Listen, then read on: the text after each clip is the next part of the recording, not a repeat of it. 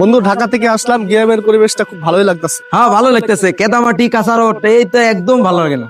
একদম ঠিক বলেছিস, এই কাদামাটির কারণে আমি ঢাকা থেকে আসি না, একদম অসহ্য। ওই যে দেখ হাসান আমাদের বন্ধু এখনো কৃষকের কাজ করতেছে, কৃষকের ঘরে কৃষক। আরে বন্ধু আসাদ না,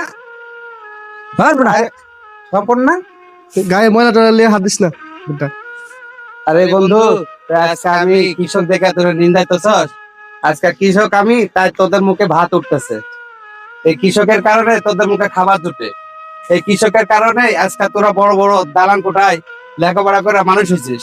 এই কৃষকের কারণেই কেউ মন্ত্রী হয়েছস, কেউ মিনিস্টার হয়েছস, কেউ ইঞ্জিনিয়ার হয়েছস, কেউ ডাক্তার হয়েছস। এই কৃষকের টাকা দিয়ে আজকে তোরা বড় হয়েছস। আর আমারে তুই আজকে নিন্দালি, খুব কষ্ট পেলাম বন্ধু। ছোট থেকে আমরা কৃষকের ঘরে জন্ম নিছি, আর তোরা আজকে কৃষককে ভুলে যাচ্ছিস। ভিডিওটি ভালো লাগলে অবশ্যই শেয়ার করবেন এবং পাশে থাকবেন, ফলো দিতে ভুলবেন না।